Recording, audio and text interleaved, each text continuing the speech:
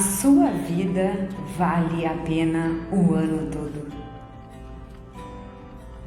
E foi por isso que o Sobreviver nasceu em 2017, para levar a todos conteúdo de valorização à vida como um trabalho de pequenas abelhinhas operárias.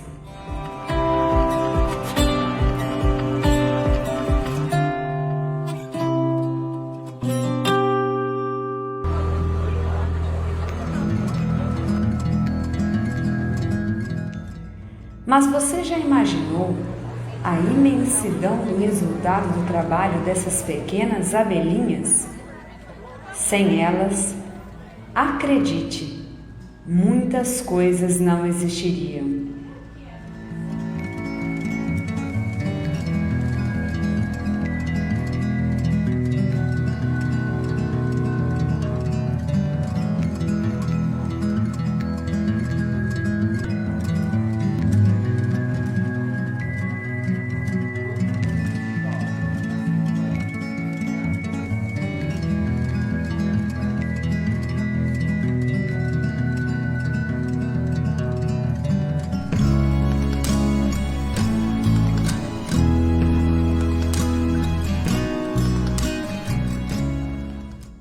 Nós estamos atuando sempre com a campanha do Setembro Amarelo.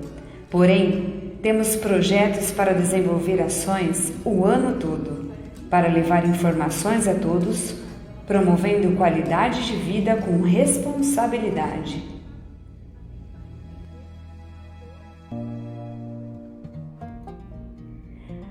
Agradecemos a todos os parceiros que nos têm apoiado e incentivado.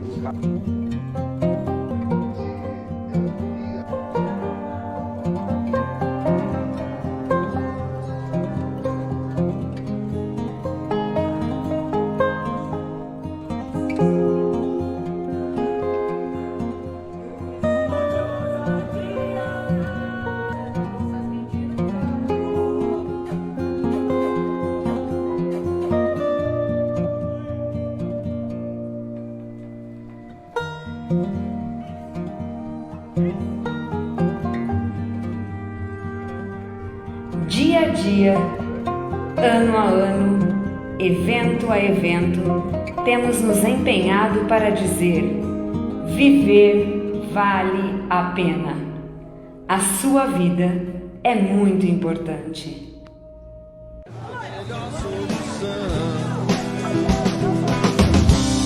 Viver é sempre a melhor solução. Viver é sempre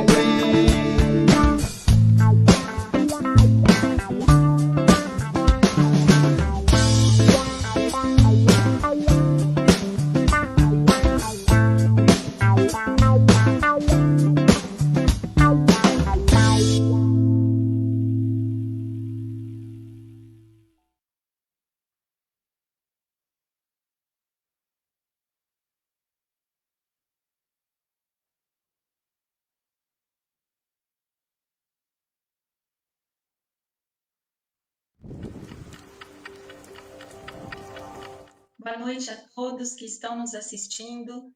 Sejam muito bem-vindos à quarta live promovida pelo Grupo Sobreviver, que faz parte da quarta semana de prevenção ao suicídio de Jaboticabal. Gostaria de me apresentar. Meu nome é Marina Costa Matos Pfeiffer, sou psicóloga e neuropsicóloga, com muito orgulho, integrante do Grupo Sobreviver. O nosso grupo nasceu através de várias inquietações entre dois profissionais da psicologia, a Thaisa Del Vecchio e Luiz Carlos Fernandes. A partir dessas mesmas inquietações, eles resolveram se unir para que juntos pudessem desenvolver ações informativas para trabalhar em um assunto complexo e ao mesmo tempo delicado, que se refere ao comportamento suicida e, consequentemente, à sua prevenção. Diante de inúmeras situações que o nosso município enfrenta, o suicídio, infelizmente, tem atingido números cada vez maiores. Diante desse fato, 2 psicólogos, em 2017, desenvolveram a primeira semana de prevenção ao suicídio em Jaboticabal.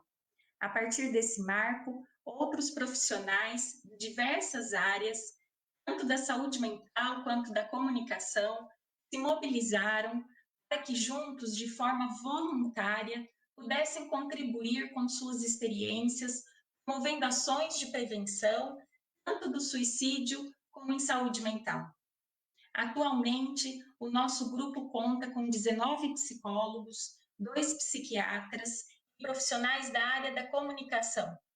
E todos estão mobilizados, não só pela nossa temática, mas também em priorizar a promoção da qualidade da vida e valorização desta. É importante ressaltar que esse evento tem caráter informativo e não se destina a pessoas que estão precisando ou mesmo procurando atendimento psicológico e psiquiátrico numa perspectiva assistencialista. Como informado, nossos objetivos estão atrelados a ações de levar informação de qualidade e, a partir disso, auxiliá-los a procurarem por atendimento médico ou psicológico através das unidades básicas de saúde mais próximas. No município, contamos com um ambulatório especializado em saúde mental, o Centro de Atenção Psicossocial, CAPES, e através do contato com o Centro de Valorização da Vida, o CVV, pelo número 188.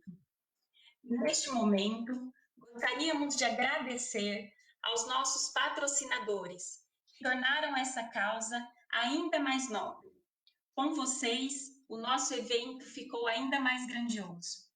São eles: Bacanazo Empanadas Argentinas, Farmácia Bonavida, Oxigênio Jaboticabal, Sandro Multimarcas, RG Engenharia, Stephanie Seguros, Realiza Negócios Imobiliários, Uniodonto, Ecoa Agência Comunicativa e Jairo Sons. Aos nossos apoiadores, Roberta Escatolin Comunicação e Design, Libras para Todos, onde eles estarão conosco amanhã na live de encerramento, tornando-a ainda mais acessível. Cláudia Grota Fotografias, canal Renata Massafera Simples Assim e, claro, todos os integrantes do grupo Sobreviver, pela incansável dedicação e disponibilidade a favor da vida. Hoje, eu tenho a honra de dividir essa live com o meu grande amigo e parceiro de trabalho, Calil Tawacha. Calil, é com você. Boa noite, pessoal. Boa noite, Marina. Espero que todos estejam bem. Como a própria Marina disse, eu me chamo Calil Tawacha, sou psicólogo clínico formado pela Universidade de Ribeirão Preto, UNAERP. Sou mestre em Ciências da Saúde pela Faculdade de Medicina de Ribeirão Preto, especialista em saúde mental e cognição pela UFSCar e, de uma forma muito grata, sou integrante do Grupo Sobreviver. Para conhecimento geral, essa live possui formato interativo e gostaríamos de convidá-los a participarem ativamente através de comentários e perguntas ao longo de toda a nossa apresentação. E ao término da live, tentaremos responder todas as perguntas com muito carinho e com muita atenção. E convido a todos a estarem curtindo as nossas páginas nas redes sociais, no Facebook, Instagram e no próprio canal do YouTube, o grupo Sobreviver Jaboticabal. Nesses espaços, vocês conseguirão acessar informações de conteúdo sobre a temática da saúde mental e, consequentemente, a prevenção do comportamento suicida. Desde 2017, nossas atividades foram 100% presenciais. Porém, nesse ano, devido à pandemia do Covid-19, nós também precisamos nos adaptar e o evento passou a ser no formato online. Preparamos tudo para que fosse tão rico como se estivéssemos perto de todos vocês. A nossa semana teve início no sábado, com uma carreata que também foi adaptada pois quem nos acompanha sabe que tradicionalmente a abertura da nossa semana de prevenção acontece com uma caminhada.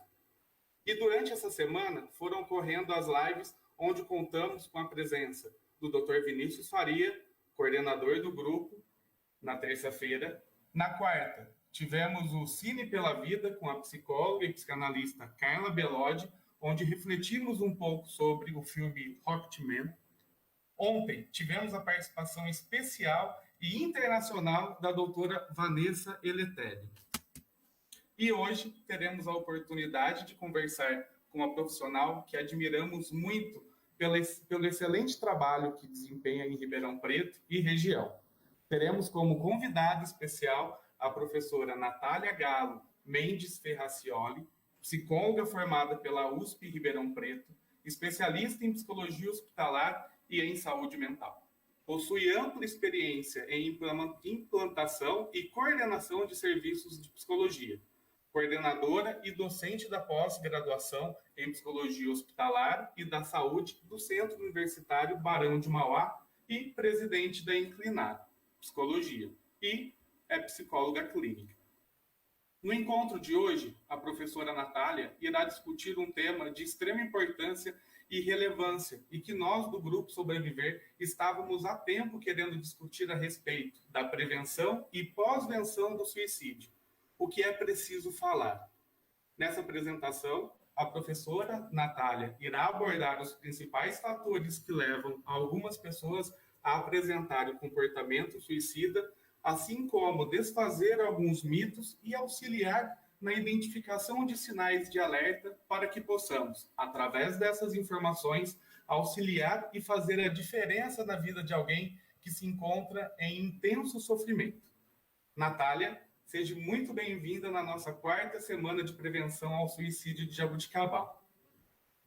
Boa noite a todos, é um prazer imenso. Estava falando para o Calil e para a Marina o quanto é gratificante para mim poder participar de um evento tão bem organizado e que já está se tornando tradicional. Então eu queria começar parabenizando vocês por essa iniciativa, porque a gente estava falando também sobre a proporção que o Setembro Amarelo tomou, e o quanto que várias coisas inadequadas têm sido veiculadas, né, na mídia, nas redes sociais, e mesmo que com boa intenção, elas podem gerar prejuízos. Mas uma semana como a de vocês pode, de fato, ajudar a salvar muitas vidas, obviamente, como a Marina colocou, né? Não no sentido assistencial, que não é o que a gente vai fazer aqui hoje, mas no sentido de levar informação para que as pessoas saibam onde procurar ajuda, como procurar ajuda. Então, continuem com esse belo trabalho e muito obrigada pela confiança. Bom, sempre que eu vou falar sobre comportamento suicida, eu gosto de contar o mito de Pandora. Talvez a maioria de vocês já tenha ouvido falar da caixa de Pandora, mas às vezes alguns não conheçam exatamente como é o mito. Na mitologia grega, a Pandora foi a primeira mulher criada no mundo e ela foi dada de presente para um homem em casamento. Parênteses, não vou entrar nessas questões, tá, de feminismo e tudo mais, porque vamos combinar que uma mulher ser criada vai dar de presente para um homem em casamento, mas também não vou fazer um anacronismo aqui. Nós estamos falando de histórias aí de séculos e séculos atrás, né? Mas eu precisava fazer esse parênteses, sendo mulher, né? Mas a Pandora, então, teve uma única orientação desse marido. Ele falou para ela: olha, Pandora, tem uma caixa ali e você não pode mexer nessa caixa, tá? Você faz o que você quiser, mas você não mexe nessa caixa. E aí, o que ela quis fazer, né, gente? Vamos combinar também que você fala para alguém que não pode fazer determinada coisa, vai dar vontade de fazer aquilo. E ela abriu essa caixa. E lá de dentro saíram todas as mazelas da humanidade. Saiu tudo que tem de ruim. A peste, a desonra, a morte, se bobear até o coronavírus saiu de lá de dentro. Culpa da Pandora. E, de novo, né, mais um parênteses, porque foi Eva no cristianismo, é a Eva no paraíso que morde a bendita da maçã. Lá é a Pandora e vamos mulherada levando tudo no lombo porque a gente aguenta, né? Só que não. Mas enfim, fechei parênteses de novo, prometo que não vou falar mais disso. Então, quando ela abriu essa caixa e saiu toda essa, falando bem em português, claro, toda essa desgraceira de lá de dentro, Ela fechou rapidamente, pensou, nossa, o que foi que eu fiz? Eu acabei com tudo, estraguei tudo. E aí ela começou a escutar. E quando ela estava lá desesperada, ela começou a escutar uma voz bem suave falando com ela. Pandora, abre a caixa para mim. Aí ela, vixe, consegui deixar uma coisa lá dentro, ainda bem, menos mal. Não, Pandora, você não pode me deixar aqui dentro, você tem que me soltar daqui. Não, imagina, eu já libertei tudo isso, você ficou aí, pelo menos você vai ficar. Pandora, você não está entendendo, eu vou te ajudar. Eu sou a única coisa que pode te ajudar. Aí ela pensou, falou, quer saber? Já que já tá tudo danado mesmo, deixa eu soltar esse negócio que me fala com uma voz suave, tá falando que vai me ajudar, deixa eu ver o que é, né? Quando ela abriu a caixa, sabe o que saiu de lá de dentro? A esperança. E aí a Pandora falou, ué, esperança? O que você tava fazendo aí no meio dessa caixa com tudo que tem de ruim? Por que você tava aí no meio? E a esperança disse, exatamente porque eu sou a única coisa capaz de ajudar a enfrentar tudo que existe de ruim.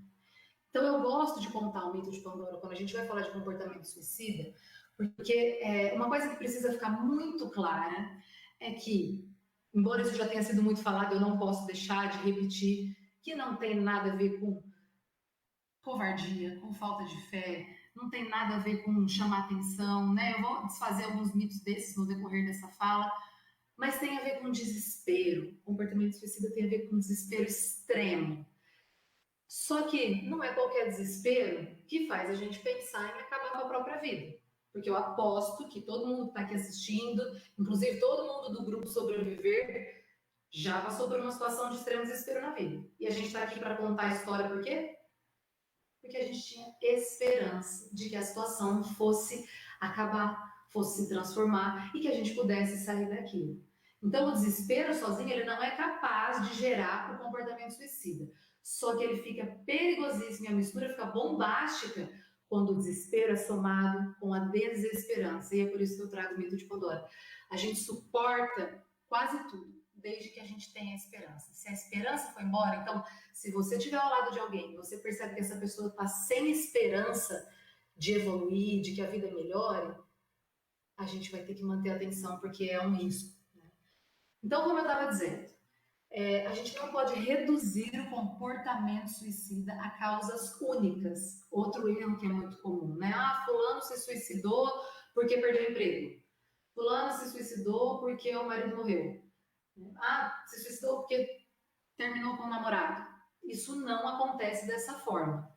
Então, embora existam inúmeros fatores, e a gente vai falar sobre quais são esses fatores, esses fatores eles ocorrem em trajetórias muito complexas, muito individuais. A gente não vai colocar todo mundo numa caixinha e nem dizer que a pessoa que se suicida são todas iguais, né? Todas por causa do mesmo motivo ou dos mesmos fatores. A gente não vai fazer isso. Só que a gente vai falar dos principais. Essas trajetórias, embora elas sejam extremamente complexas, elas são identificáveis. E essa é a boa notícia. A gente vai vendo também, não é da noite para o dia que a pessoa vai pensar em suicídio, não é da noite para o dia que ela vai fazer planos para o suicídio. Vocês devem estar observando que eu estou falando muito a expressão comportamento suicida, não só a palavra suicídio. Justamente porque comportamento pressupõe uma gama de comportamentos que o suicídio em si, ele é só o ato final consumado, e a gente só chama de suicídio quando a pessoa chega, de fato, infelizmente, a falecer. Mas ele é só o ato final de uma série de comportamentos que começam nos pensamentos. Então, os pensamentos, eles vão desde pensamentos mais passivos, de morte, do tipo, ai, não aguento mais, Deus podia me levar. Ai, podia acontecer alguma coisa comigo que eu não quero mais estar nesse mundo. Calma, não se assustem, esse daí todo mundo já teve, quase todo mundo já teve um dia na vida, eu já tive. E não foi só uma vez, né? A gente pensa às vezes que tá muito cansado de tudo, que podia dormir, não acordar nunca mais. Só que esse não é um pensamento de suicídio propriamente dito, ele é um pensamento de morte passivo. Agora, deste pode-se passar para um pensamento mais ativo, do tipo, já que eu não fui atropelado quando atravessei a rua, já que não caiu um piano na minha cabeça, eu podia fazer alguma coisa para resolver isso. Quando a pessoa começa a pensar que ela podia fazer alguma coisa. E aí, quando ela começa a pensar isso, também tem dois aspectos. Às vezes ela se assusta diante desse pensamento, ela fala, nossa, pensei em tirar minha vida. Ela fica assustada. O outro passo já é, muitas vezes, não se assustar mais diante desse pensamento e passar a considerá-lo seriamente. Então a pessoa às vezes já se acalma diante desse pensamento, não se assusta mais. Aí a gente vai dizer que nesse contínuo ela já caminhou um pouquinho mais. Desses pensamentos, geralmente ela começa com verbalizações dessas frases. Ai, tô cansado demais de tudo. Ai, não tô mais aguentando. Ai, eu queria sumir. Ai, não aguento mais. Ai, eu podia dormir e não acordar mais. Ou então, eu podia acontecer alguma coisa comigo. Então, essas frases, elas têm que já soar como sinais de alerta. E aqui eu já vou desfazer um dos mitos. Porque muitas vezes as pessoas acham, né, que a pessoa que está falando não vai fazer. Esse é um dos mitos mais comuns. Ah, quem fala, cachorro que late não morde. Se quisesse fazer mesmo, ia lá, fazia, não ficava contando para ninguém. Isso é mentira, por quê? Porque a pessoa que está pensando em suicídio, ela tem uma ambivalência. O que quer dizer isso? Ela fica dividida internamente. Existe uma parte dela que quer morrer, e aí nós vamos pôr bem entre aspas esse quer morrer, porque muitas vezes não é que ela quer morrer de fato, é que ela quer acabar com aquela dor, com aquele sofrimento, que ela está sem esperança de que aquilo passe, então ela acha que morrendo vai ser a solução para acabar com aquilo. Mas ao mesmo tempo que tem esse lado, tem o outro lado que quer continuar vivo.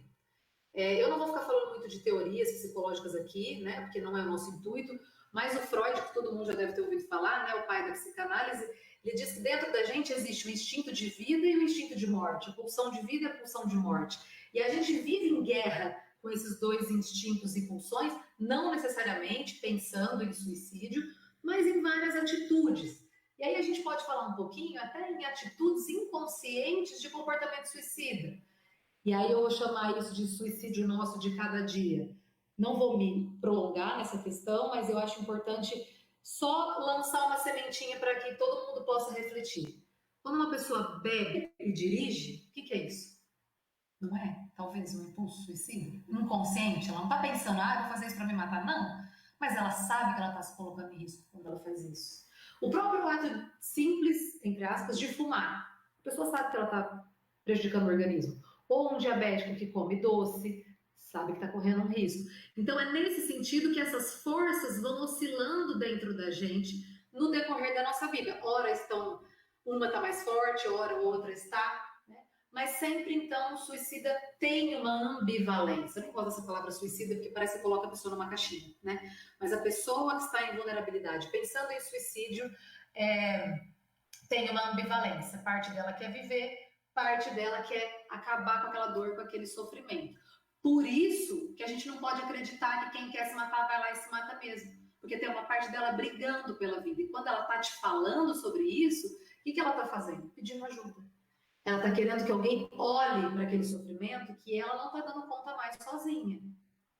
Então aí já nesse contínuo, a gente vai pensar também, depois dessa parte que ela começa com as verbalizações, ela pode começar a fazer os planos, pensar como que ela pode consumar esse ato. Outra coisa que eu vou falar para vocês que é importante também, a título de esclarecimento, que a gente evite o termo cometer suicídio. Porque não é incorreto, né? No português está certo falar cometer suicídio, mas se a gente pensar que o suicídio é um tema já tão envolto em tabus, em moralidade, em estigma, a palavra cometer, ela tem um cunho extremamente negativo, ela só é associada a coisas muito negativas, como cometer crimes, cometer erros, cometer danos. Lógico que eu não estou dizendo que o comportamento suicida não é algo negativo, é extremamente negativo, mas não precisa de mais uma coisa para somar mais um tabu e mais um estigma. Então, quando a pessoa de fato chega a se suicidar, a gente fala consumou o suicídio ou faleceu por suicídio. É mais adequado a gente falar assim, pensando justamente nas pessoas que ficaram, que é a parte que eu vou falar mais adiante sobre a pós-venção, que é o cuidado com as pessoas que foram afetadas por um suicídio. Depois eu entro nessa parte, porque senão eu vou falando, eu até falei com eles, que se deixar eu vou falando aqui, se qualquer coisa vocês me sinalizam o tempo, tá? Mas eu vou dar uma corridinha aqui. Então, assim, embora as trajetórias... depois dos planos, então, para eu não perder a linha de raciocínio. Depois desses planos, a pessoa pode começar a fazer gestos suicidas, né? Então, de repente, ela vai atrás do método que ela está pensando em utilizar para se suicidar. Ela começa, eu já ouvi pessoas falando, vai até em cima da ponte, fica olhando, se pula, se não pula, como é que seria, que horas que ela faria aquilo. Esses gestos, já misturados aí com planos, vão indicar para a gente que o risco, ele está de médio a alto. Eu não vou falar com vocês de classificação de risco, porque isso é uma questão técnica dos profissionais de saúde mental, psicólogos, psiquiatras, profissionais de saúde em geral, mas a gente faz uma classificação de risco, não para prever se a pessoa vai ou não se matar. A gente não tem bola de cristal, não é para isso que serve a classificação de risco. Mas dependendo, se a gente identifica que aquela pessoa está no risco baixo, a gente vai ter uma conduta. Se tiver no risco médio, vai ter outra conduta, e no risco alto, outra conduta. Então, isso é para poder definir o que a gente vai fazer para ajudar aquela pessoa. Uma coisa que precisa ficar extremamente clara também, já que eu falei dessa parte, né, do que a gente vai fazer para ajudar aquela pessoa, é que o cuidado com a pessoa que está em sofrimento e vulnerabilidade para o suicídio, ele não se restringe a profissionais de saúde mental. É por isso que eventos como esse são importantes, porque a sociedade como um todo tem um papel importante. Os contextos culturais e sociais também vão influenciar muito. Inclusive, são alguns desses fatores de risco para gerar vulnerabilidade na pessoa. Então, não é só o psicólogo ou só o psiquiatra que vai ajudar. Vai precisar da família, às vezes vai precisar de uma assistência social também, porque como é que a gente vai falar para uma pessoa buscar ajuda se, de repente, no município dela ou no contexto dela, ela não tem como procurar ajuda? Ela não tem, eu falo que assim, uma das minhas maiores angústias ao falar sobre esse tema é que muitas vezes eu falava, mas, então aí você procura um serviço de saúde, você vai até o pronto atendimento, e de repente essa pessoa fala, não, mas vive lotado, vive cheio de gente, lá não tem psiquiatra, eu vou lá e eles falam para mim que é frescura.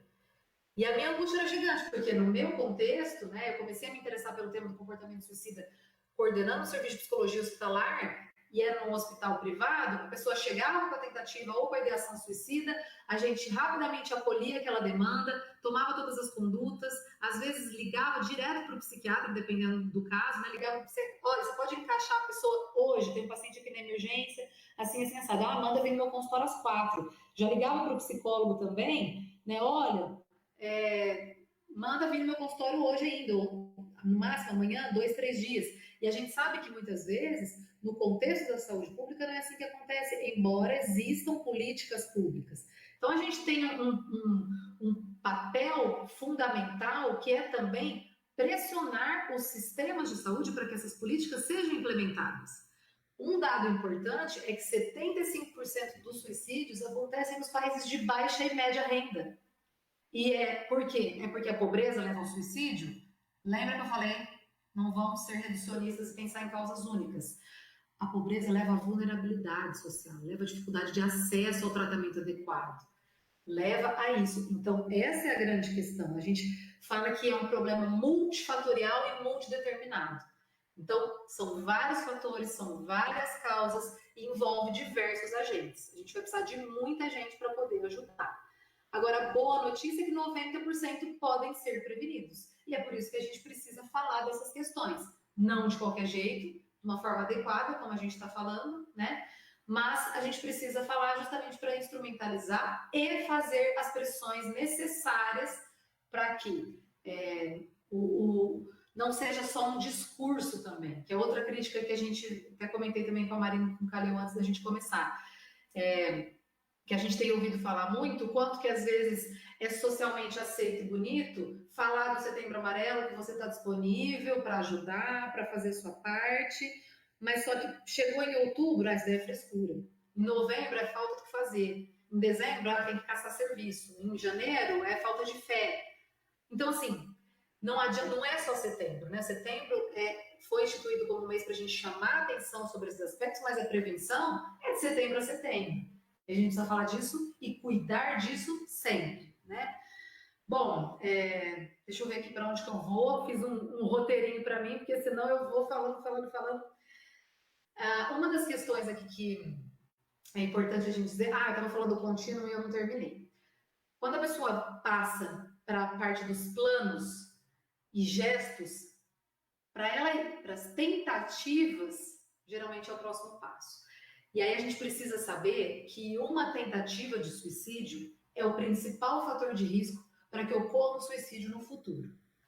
E esse é um outro tabu e é uma outra situação estigmatizante. Porque muitas pessoas pensam, tentou se matar tomando uma cartela de anticoncepcional, quis chamar atenção. Não é assim. Primeiro que a gente tem que considerar que muitas pessoas, por mais que pareça fácil, não é fácil se suicidar. E muitas pessoas não sabem os métodos letais. E outra coisa que a gente tem que levar em consideração é que, ainda bem, 75% das tentativas têm uma intencionalidade suicida baixa. E o que quer dizer isso? Que aquela tentativa, por mais que tenha a ação lá da pulsão de morte, o instinto de vida prevaleceu. A pessoa fez uma tentativa para pedir ajuda, para que ela denunciasse ou expressasse de uma forma extrema que aquele sofrimento está sendo insuportável. E é aí que isso é confundido com chamar atenção. É aí que às vezes fala assim, quis fazer graça, se quisesse se matar, tinha se matado mesmo. E não é assim. Lembre o que eu acabei de falar. Uma tentativa é o principal fator de risco para um suicídio no futuro. Então, às vezes, a pessoa fez a tentativa, em vez dela encontrar apoio, em vez dela encontrar pessoas que ajudem, ela encontrou julgamentos, ela encontrou ainda mais estigmatização e ninguém ofereceu ajuda e ela não foi encaminhada a nenhum tipo de profissional. A desesperança dela aumenta mais ainda, ela passa a sentir que a vida dela está valendo menos a pena ainda e que ela já ficou marcada, porque uma pessoa que faz uma tentativa de suicídio, ela fica muito marcada socialmente por esses julgamentos, e aí a situação piora mais ainda. E outro aspecto preocupante, ela aprendeu já o que não deu certo. Ela aprendeu que aquele método não funcionou. Provavelmente, numa próxima tentativa, ela vai utilizar um método mais agressivo. E aí o risco do suicídio consumado é muito maior. Então, assim, a gente precisa pensar que o que a pessoa que está pensando em suicídio, ela está vivendo dentro dela. Ela sente que aquela situação é insuportável, interminável, inescapável. E aí a gente vai pensar também, tem um psiquiatra que é o Edwin Schneiderman, ele é considerado o pai da suicidologia. Ele criou um termo, olha que coisa interessante. Ele cria uma palavra para descrever a intensidade da dor, do sofrimento da pessoa que está pensando em suicídio. E aí ele criou um termo em inglês que é psychache, que a gente não consegue traduzir. Eu acho isso tão simbólico, né? Embora ele tenha tentado sintetizar em uma palavra, a gente não consegue, não tem um termo em português capaz de descrever sozinho o que é isso. O que descreve, então, esse psychache? É um sentimento de aprisionamento em si mesmo, sem encontrar saída. Um desespero insuportável, somado a essa desesperança, uma turbulência emocional sentida como interminável. Vamos pensar, gente. Tentem lembrar da situação mais desesperadora da vida de vocês. Lembrar? Agora pensa que vocês acham que essa situação vai se repetir interminavelmente, que isso nunca vai acabar. Não é horrível? Você não fica pensando que você quer sair daquilo? É mais ou menos isso que uma pessoa que está pensando em suicídio sente. É mais ou menos isso que ela pensa. E esse psiquiatra vai falar para a gente também de uma outra expressão que é o tunnel vision, visão em túnel. Vou fazer um gesto aqui que eu acho que explica melhor. A pessoa não consegue ver uma saída que não seja a morte para aquela situação desesperadora que ela está vivendo. A gente chama isso também de constrição cognitiva. Ela não consegue ampliar o olhar e ver que tem mais coisas ao redor. Ela olha para os lados, mas ela não vê mais nada. Por isso, gente, que eu falo muito o quanto que é delicado falar sobre esse assunto e o quanto que a gente realmente precisa de conhecimento e muita propriedade quando a gente se propõe a isso.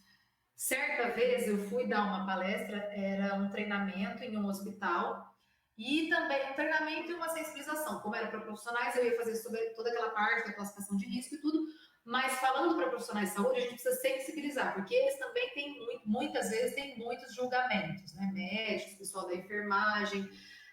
Não vou entrar muito nesse ponto e também não estou julgando eles, porque geralmente quem faz medicina, enfermagem, trabalha nesse contexto, está lá lutando pela vida, querendo salvar vidas, e muitas vezes a pessoa que atenta contra a própria vida é sentida como uma ameaça, como alguém que fere até a dignidade desse profissional que está ali vendo, às vezes, pessoas lutando para sobreviver em condições de saúde deploráveis. Mas o problema é que, às vezes, esse profissional ele não consegue ver que a pessoa que tentou o suicídio, ela está tão ou mais doente do que aquele que está lá com um câncer, deitado num leito de UTI, mas o sofrimento dele não é visível. Não aparece em nenhum exame, não escorre como sangue, né? Não aparece no monitor, não aparece na saturação. Então fica muito abstrato, às vezes, para esses profissionais. E aí, certa vez, então, a gente precisa falar disso com eles, né? Mostrar isso para eles, porque nas formações, em geral, também, muito pouco se fala disso. Para mim, tinha que ser obrigatório qualquer curso da área da saúde. Na verdade, qualquer curso, tá, gente? Eu ia falar da área da saúde ou humanas, mas como é uma questão que envolve o ser humano, e se a gente for pensar se a vida vale a pena, né? A quem ela pertence, é o dilema existencial humano básico, que a filosofia desde os primórdios já se ocupa disso. Então, não é um curso, não depende de cursos das humanas, das biológicas, independe, de exatas também, porque depende de ser humano. A gente está falando de gente e todo mundo poderia ser capacitado nesse sentido. Mas é muito mais importante, obviamente, que as pessoas que vão lidar com essas demandas estejam sensibilizadas para isso. E aí, certa vez, então, fui fazer essa capacitação e sensibilização. E aí, o marketing do hospital foi criar uma arte. Aliás, parabéns pelas artes de vocês, porque elas ficaram sensacionais. Só um parênteses também.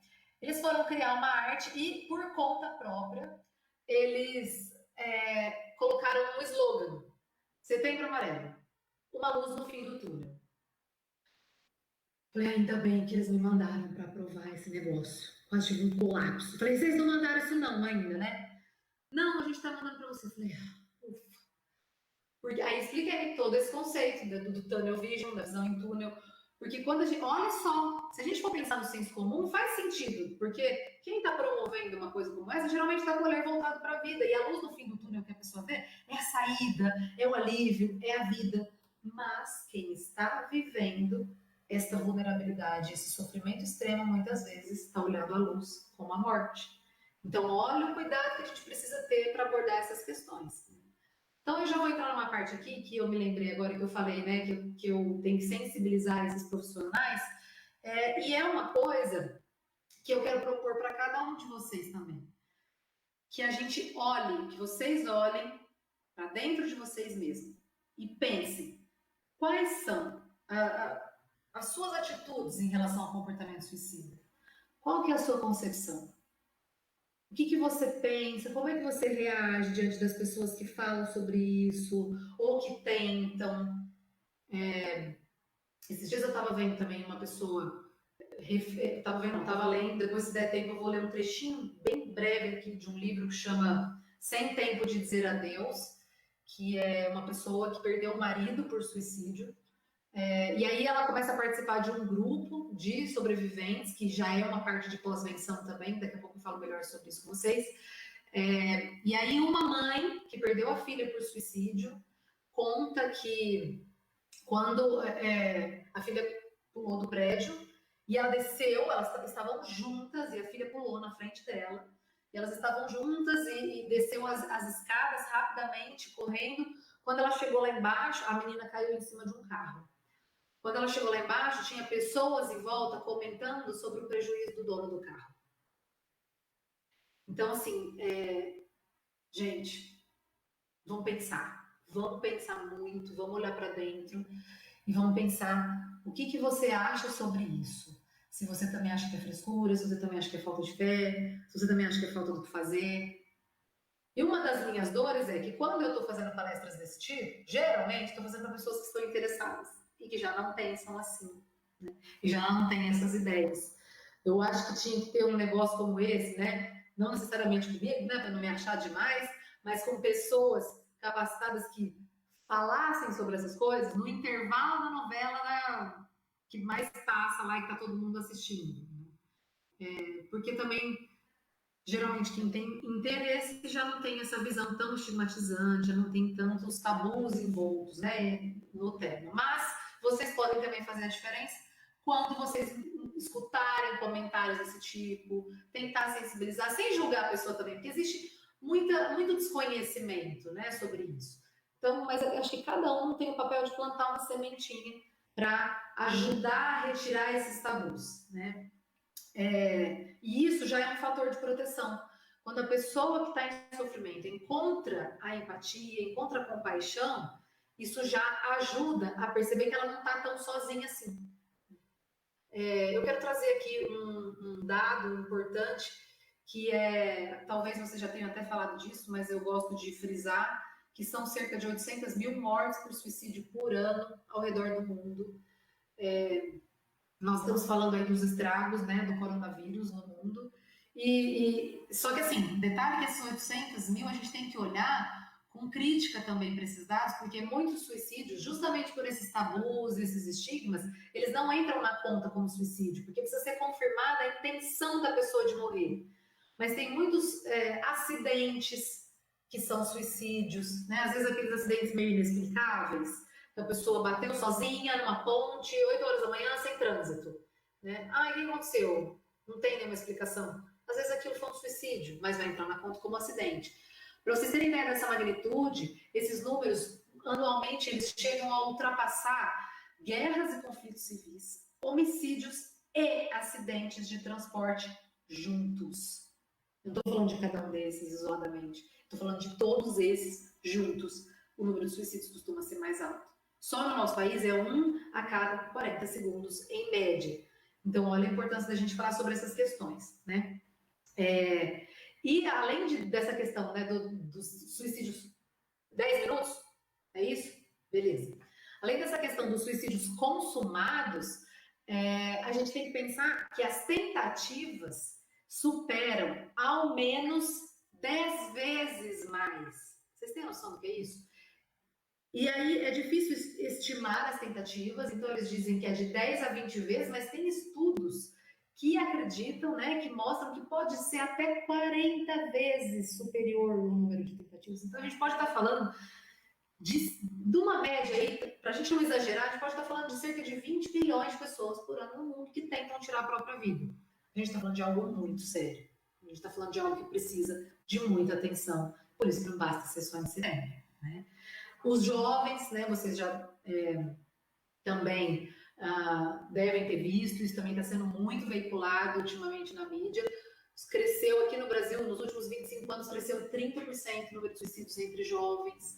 Figura aí para a segunda, terceira, dependendo do estudo, eles apontam como segunda ou terceira causa de morte nos jovens de 15 a 29 anos de idade.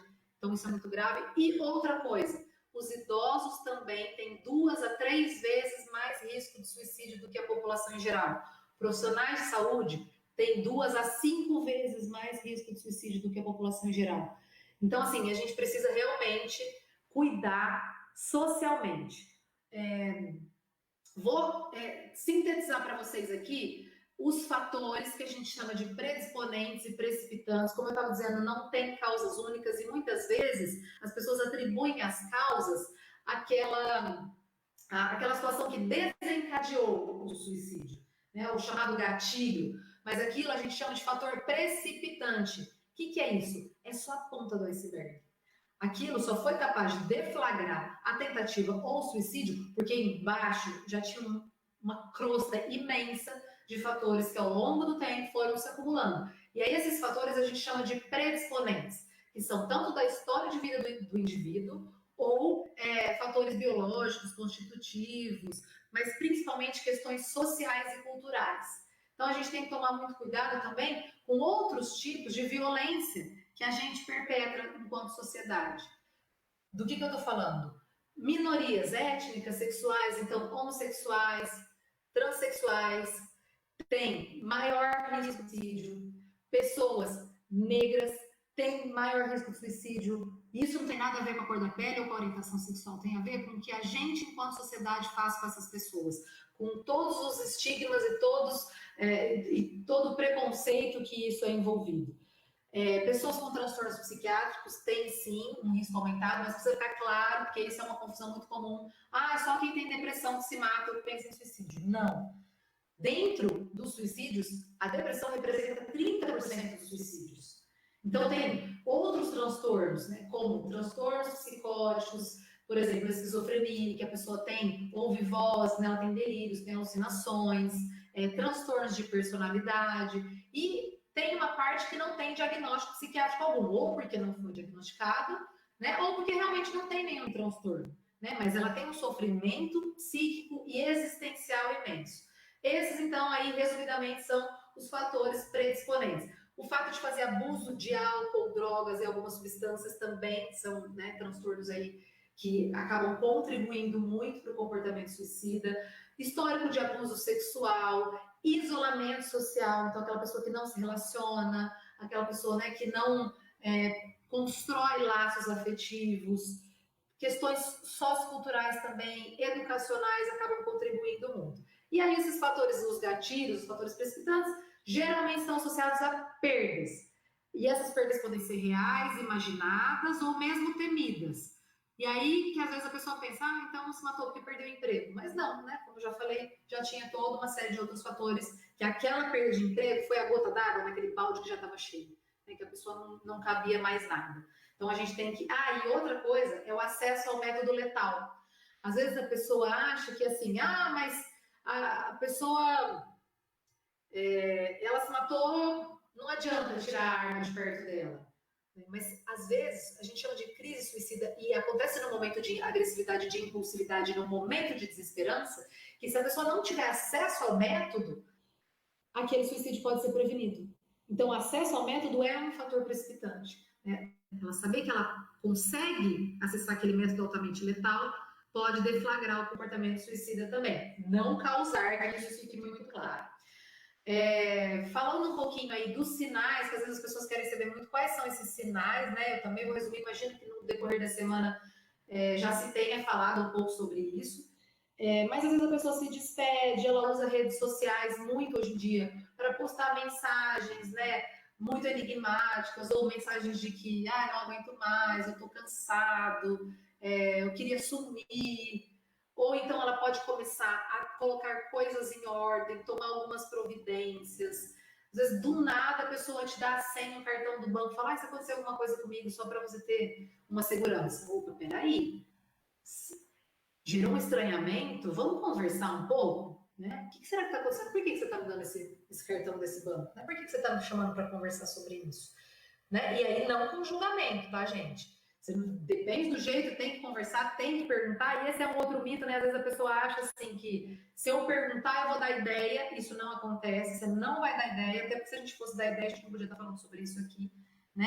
Mas é a maneira correta de perguntar. Às vezes você se aproximar de uma maneira empática, que você está interessado naquilo, que você quer entender o que está acontecendo, que você quer oferecer ajuda, né? Então você não vai induzir. Mas tem que manter atenção, para eu resumir aqui, a toda mudança de comportamento que a pessoa venha a ter e que te chame a atenção. Causou um estranhamento, opa, vamos ligar aqui o sinalzinho de alerta. Às vezes a pessoa, outra coisa que preciso ficar claro também, às vezes a pessoa tem uma melhora súbita, ela estava num quadro depressivo, ou algum outro quadro gravíssimo, não conseguia levantar, não tinha energia para fazer nada, não tinha disposição para nada, de repente parece que um milagre aconteceu. Ela acordou diferente. A gente chama isso de falsa calmaria. Pode ser que a pessoa já tenha se decidido pelo suicídio, e aí ela se acalma, porque aquela dor e aquele sofrimento tem data e hora para acabar. Então, tudo que é mudança de comportamento, principalmente se for algo brusco, tem que chamar a nossa atenção. Então, vamos falar aqui agora rapidamente então, da questão da pós-venção. O que é isso? É o cuidado às pessoas que são sobreviventes do suicídio. Esse termo pode gerar uma certa confusão, né? De pensar que sobrevivente é quem tentou e não morreu. Também mas também tem o cuidado aos sobreviventes enlutados por suicídio, ou seja, que estão de luto por perderem alguém por suicídio.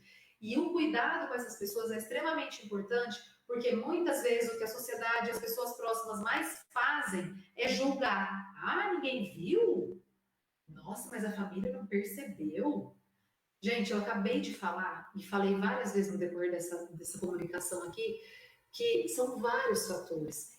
E assim como um profissional sozinho não pode dar conta de uma complexidade como essa, a família sozinha também não pode dar conta dessa complexidade. Ninguém pode ser apontado como culpado. A gente tem o potencial de ajudar, mas embora o suicídio seja o resultado de pressões internas e externas, ele é uma decisão do indivíduo.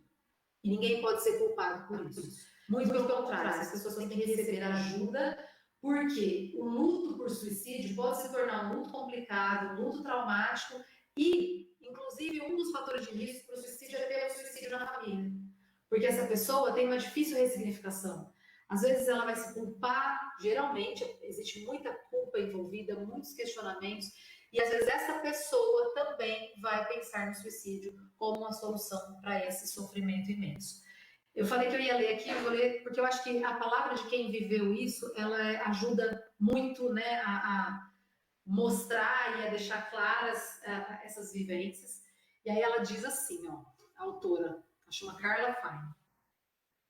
O suicídio é diferente das outras mortes. Nós, os que ficamos para trás, não podemos dirigir nossa raiva à injustiça de uma doença mortal, de um acidente aleatório ou de um assassino desconhecido. Em vez disso, sofremos pela mesma pessoa que tirou a vida do nosso ente querido. Antes de começar a aceitar a nossa perda, precisamos lidar com as razões dela. Então, olha o tanto que isso é complexo. Geralmente, a pós-venção é feita muito em grupos. Por quê? Esses grupos de pessoas, não que a dor é igual, né? Porque tem a singularidade, a subjetividade de cada um. Mas, ela diz aqui também assim, ó, os sobreviventes do suicídio têm a sensação de que são intencionalmente rejeitados e deliberadamente abandonados, o que os afasta daqueles que estão de luto pela morte de um ente querido, um luto pela morte de outro qualquer. Né? Então, por isso que é tão importante que esses grupos, obviamente, não só com os sobreviventes enlutados, mas com profissionais mediando esses encontros, têm sido estratégias muito utilizadas para cuidar de quem está impactado por um suicídio. Para finalizar, outra coisa que eu quero dizer é que a gente não pode pensar nunca no suicídio como um ato de coragem e nem de covardia, que é um erro muito comum. Ah, eu não tenho coragem, acho que o fulano tem que ter coragem para conseguir pular do prédio. Ah, não, eu acho que isso daí é covardia, porque coragem é enfrentar os problemas e continuar vivendo. Gente, lembrem do que eu falei essa palestra inteira, essa conversa inteira. Não é coragem, não é covardia, não é falta de fé, é pura e simplesmente um desespero extremo somado à desesperança. É isso que a gente tem que olhar. A gente tem que olhar para as pessoas, a gente tem que ouvir essas pessoas e, de novo, não é só em setembro. Então, acho que é isso, né? Encerrei meu tempo agora, vamos ver se dá tempo da gente responder algumas questões.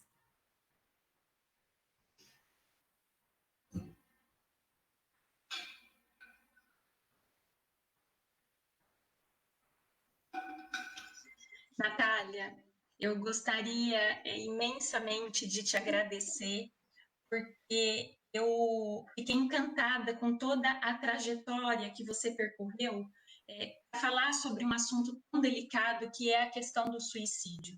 Né? E para mim fez muito sentido a partir do momento que você trouxe a todo momento a questão de que não devemos julgar, né? Exatamente porque é multifatorial todas as questões que levam, de certa forma, uma pessoa a ter uma tentativa, né? Evocar uma tentativa de suicídio ou mesmo vir a falecer por conta de um suicídio, né? Com relação a isso, eu também gostaria de aproveitar esse momento e pedir para você falar um pouquinho com relação à pós-venção, no sentido de que as pessoas que estão mais próximas, os familiares, e mesmo aquelas pessoas que tiveram contato, elas também são sobreviventes, né? E até que ponto, né, a gente entra naquela questão do desamparo, né? Então, o que você poderia estar trazendo com relação a isso?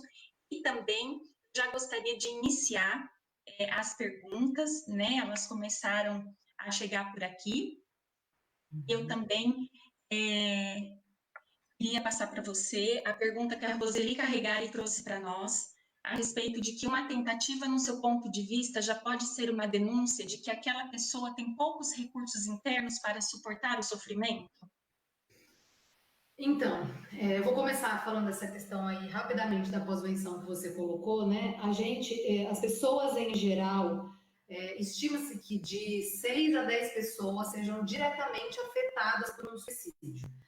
E aí a gente vai pensar a proporção que isso toma. A gente estava falando, né, das taxas de contágio de coronavírus, né? Quando uma pessoa contagia 2, 3, 4. Agora pensa quando um suicídio impacta diretamente 10 pessoas. E isso diretamente, né? Fora quando a gente vai falar, por exemplo, que acontece um suicídio de um estudante universitário. Aquela universidade toda vai ser impactada. Ou quando acontece algum que acaba vazando na mídia, né? Que as pessoas compartilham fotos e, enfim, não façam isso, por favor, né? Nunca compartilhem imagens, vídeos de pessoas que se suicidaram, porque isso funciona como gatilho para pessoas em vulnerabilidade. E aí, uma sociedade inteira pode ser afetada por um suicídio.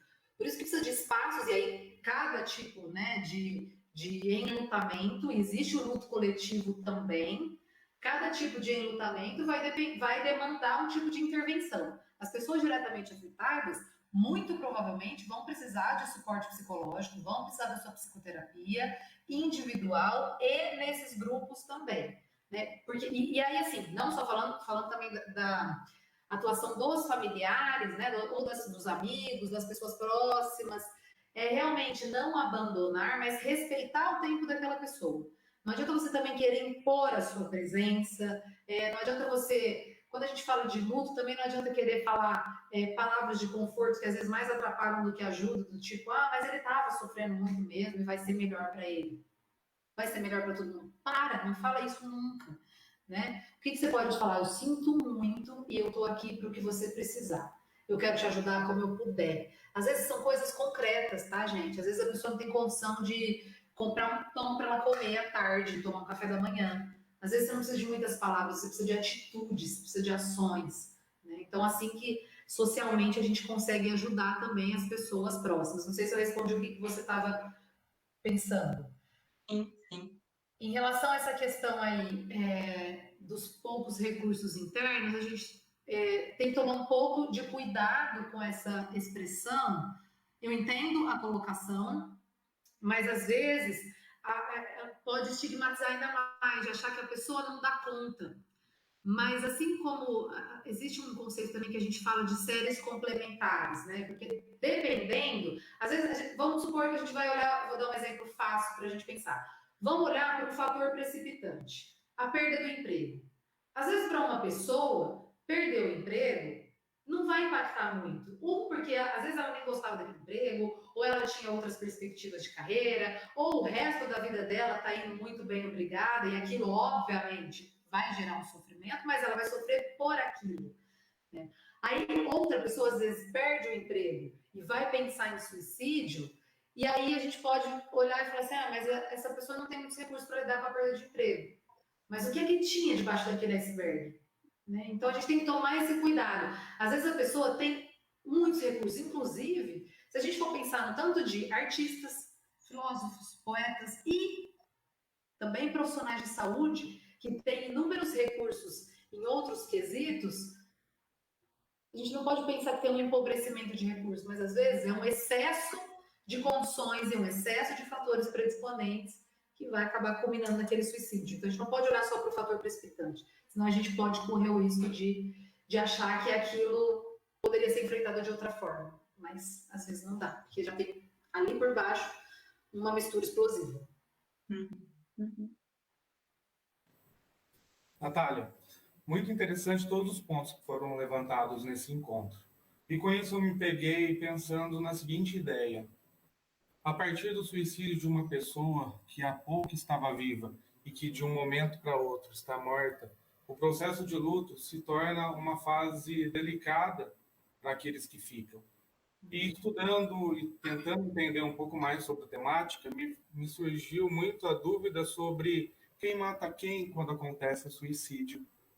E acredito muito que essa mesma questão se faz presente diariamente na vida daqueles que foram impactados pelo suicídio de um ente querido ou de uma pessoa muito querida.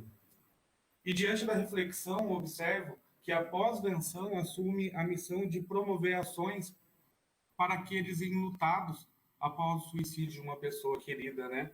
O intuito mesmo de otimizar uma vida mais longa, mais funcional e menos estressante do que seria a expectativa que poderiam viver após serem impactadas pelo suicídio. Eu acho que é mais ou menos nessa linha que a pós-venção acaba seguindo e que o profissional, o psicoterapeuta, o psicólogo, o psiquiatra deve ter uma atenção com muito carinho, muito cuidado também para poder intervir. É assim mesmo, Nath? Você resumiu muito bem, né, a ideia, e eu acho que você me pegou quando você fala quem mata quem, né? Eu gosto de trazer, eu gosto desse pensamento, eu gosto dessa reflexão, inclusive, às vezes a gente ouve falar de suicídios que na verdade são homicídios sociais, tem alguns estudiosos que falam disso, justamente nesses exemplos que eu dei, né, de pessoas que sofrem preconceitos e estigmatizações ao decorrer da vida dela. E aí, por exemplo, a gente não pode dizer que essa pessoa não teve recurso para lidar com isso, né? Às vezes ela foi massacrada. Porém, eu, particularmente, como eu falei, é um fenômeno tão complexo que a gente também não pode reduzi-lo a causas sociais, porque também tem inúmeras outras pessoas que sofrem as mesmas violências, vamos dizer assim, mas que não pensam em suicídio ou que não se suicidam. Então, o que acontece? Aí, quais são os fatores que vão entrar em jogo? Aí são os fatores intrínsecos, aquela personalidade ou aquele núcleo familiar, né? Então, a gente tem que pensar que realmente é muito complexo, mas a gente pode pensar, quando você fala de quem mata quem, eu pensei numa perspectiva também assim, a pessoa que se suicida, de alguma forma, ela também quer denunciar que ninguém foi capaz de ajudar, é também um ato de agressividade em relação à família e às pessoas próximas. O que não deve servir para a gente julgar a pessoa que se suicidou e nem quem tentou, né, acusando ela, não é para isso. Mas a gente não pode deixar de olhar que existe também uma crítica, que a pessoa pensa assim, eu não valho nada, ou será que assim vão lembrar que eu existo, né? E às vezes não é uma questão de que ninguém estava vendo, às vezes é uma questão interna, talvez por transtornos psiquiátricos que estejam presentes também. Por isso que a gente não vai poder nunca generalizar e colocar na mesma caixinha, mas às vezes, e eu vou falar então um pouquinho assim na teoria psicanalítica, a pessoa se sente tão agredida pelo ambiente externo que na impossibilidade de ela voltar aquela agressividade para esse ambiente externo, ela volta para ela mesma. Por isso que o suicida também é um homicida de si próprio, né? Mas às vezes a ideia era também, sim, atingir quem ficou. Por isso que quem ficou não pode ser julgado e nem culpado. E às vezes as pessoas, quem se suicida e deixa, às vezes, algumas cartas, também faz isso. Então a gente precisa de muito cuidado para que aquela pessoa entenda que, embora sejam vários contextos que vão gerar aquele comportamento, de novo, é uma decisão e é uma iniciativa individual. Não para culpar aquele indivíduo, mas para também não culpar todas as pessoas que estão ao redor. Esse é, inclusive, um dos erros, né, da série tão comentada, quando saiu dos 13 porquês, porque naquela série, que eu vou dizer assim, eu não sou contra, tá? Eu acho que tinha várias coisas inadequadas que eles acabaram consertando ali, e melhoraram para a segunda temporada, e eu acho que ela tem o mérito também de ter trazido a discussão para dentro das casas, para dentro das famílias, né? Então tem todo esse mérito, mas tem o erro de apontar as 13 razões sempre fora. Sempre é culpa de alguém, são 13 culpados, são 13 pessoas que fizeram alguma coisa ou que deixaram fazer. E também a gente sabe que não é assim que acontece. Verdade, Nath, muito legal. A Simone Souza Bedin, ela fez um comentário muito pertinente que vai até nessa mesma linha, né? Ela coloca aqui para nós que é preciso ter cuidado com as palavras, com a forma de abordar. Um olhar verdadeiramente empático nos permite escolher as melhores palavras e a melhor forma de ajudá-los, né?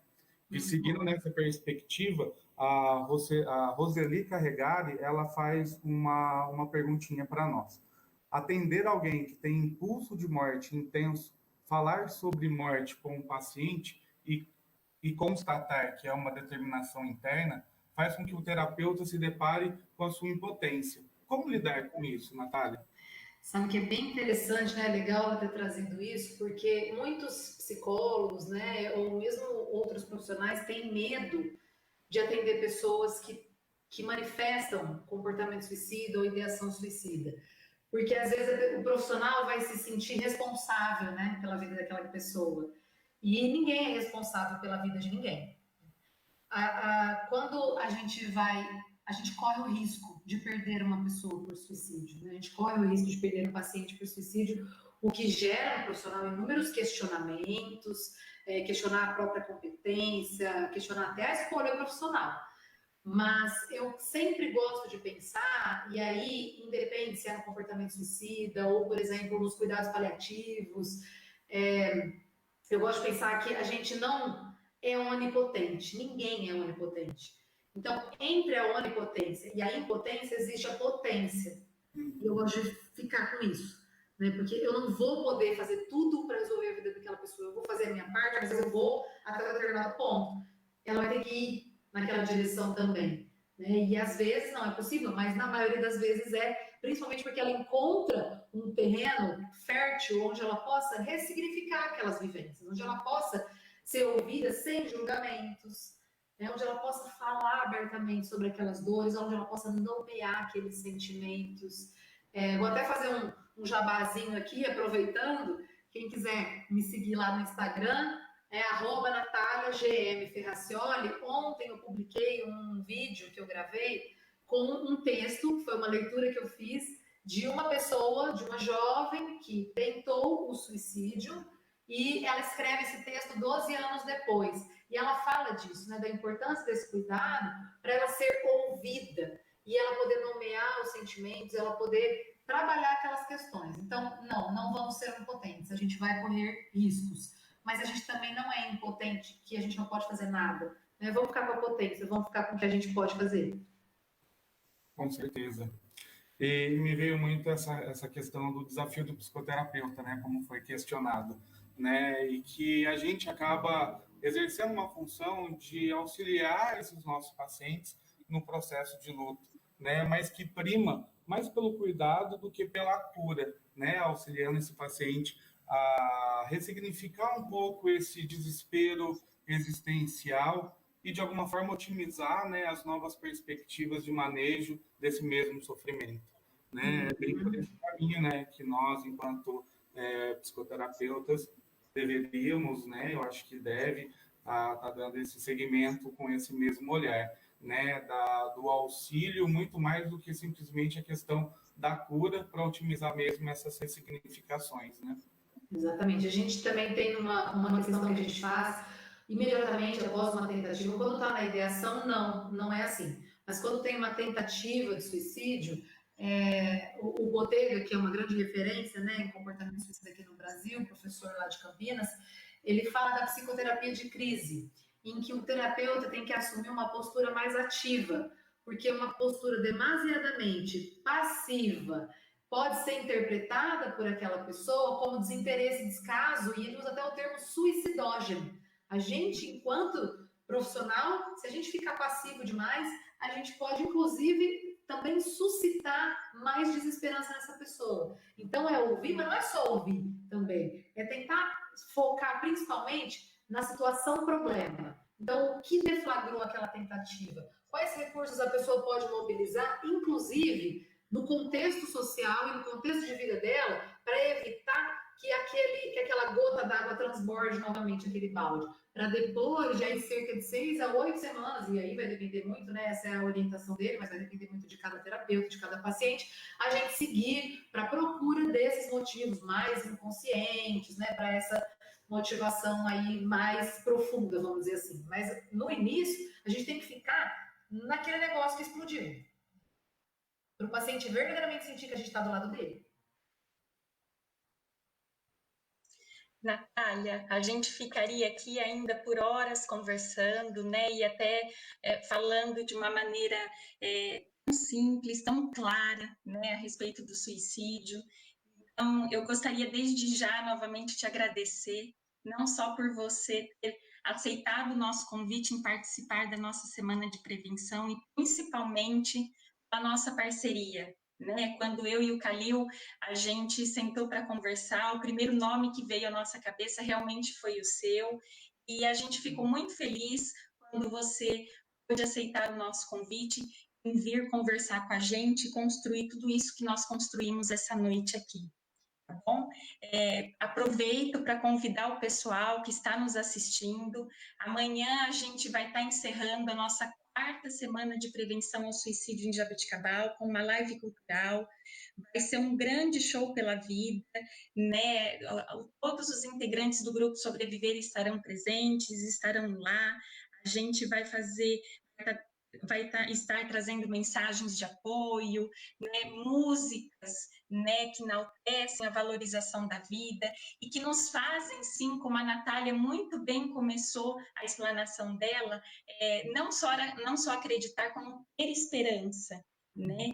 Então, vai ser um grande momento para nós e eu acredito que para todos também. Quero agradecer, então, né, rapidamente, assim, agradecer essa confiança. Me sinto lisonjeada de ter sido o primeiro nome, espero ter correspondido e continuo à disposição. E parabéns por toda a iniciativa e tudo que vocês fizeram. E ainda farão amanhã. Obrigada. Muito obrigado, Natália, por toda a contribuição e por ter aceitado esse convite. A gente tem muito que agradecer a sua participação e essa grande parceria que tem demonstrado para a nossa causa. Muito obrigado mesmo, viu, Natália?